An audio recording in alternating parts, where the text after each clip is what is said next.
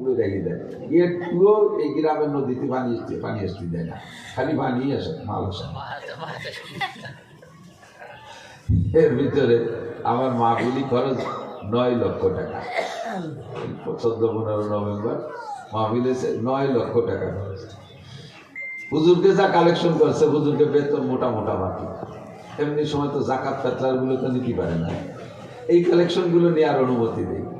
তো হুজুররা বেতন বাকি রয়েছে, কালেকশন সব নিয়ে আমার মাহফিল খরচ 9 লাখ, একটা টাকা আমার কাছে দেয়। চালাবো কি দিয়ে বক্তাকে, আমারে যেমন দেয় বক্তাকে দাওয়াত দেয়, আমি যদি সেইভাবে না দিই তার একটা লজ্জার ব্যাপার। মাদ্রাসা থেকে একরকম বাজেট, কর্তৃপক্ষের একরকম বাজেট। এর বাজেট যদি 10,000 রয়েছে, আমি তাহলে আমার পকেটে থেকে 10,000 টাকা দিয়ে 20,000 টাকা দিয়ে দিচ্ছি। আমি 5 লক্ষ টাকা পকেটে নিয়ে রেডি রয়েছি যে মাহফিলের কোনো বক্তারে বুঝতে দেবো না যে এলাকায় কালেকশন নেই। আমি ওই না কালেকশন নাই হুজুর, কোনো টাকা পয়সা নাই, একজন মেম্বার পাঠাই দেয়, একটা বিজয় গামছা দিয়ে হুজুরি পিঠ মালিশ করে বাড়ি পাঠায়। এই মাহফিলালারা মাদ্রাসালারা শুকর আদায় করে না, অথচ শুকর এদেরই বেশি আদায় করা দরকার। আয়ের কোনো নির্ধারিত সোর্স নেই, ইনকাম সোর্স নেই। তাকদু খেমাসান তারহু বেতানান, পাখির মতো সকালবেলা খালি পেটে পাখি বেরোয়। কোনো পাখির কি চাকরি আছে? কোনো পাখির কি নিজস্ব জমি ক্ষেত আছে?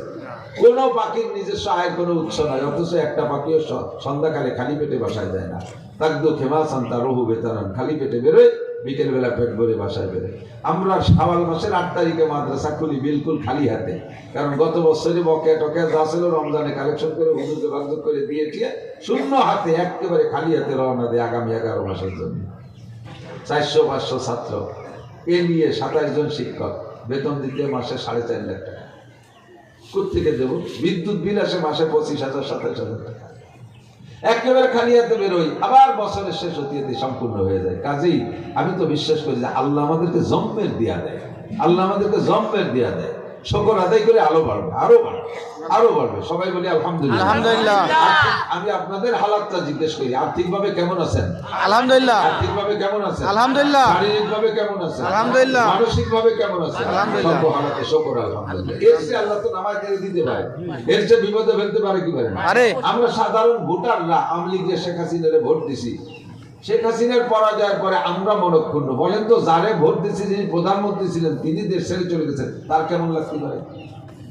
তো সেই লোকটা যদি এখনো বাইচে থাকে, তা আমি ভোটার হই অত মন খারাপ করে লাভ কি? আমি তার চেয়ে ভালো আছি। আপনার ডায়াবেটিস কত? 22, আর একজন 88 হাসপাতালে ডাক্তার আসছে, আর একজনের 28। সে লোকটা জীবনের শেষ নিঃশ্বাসের অপেক্ষায় আছে।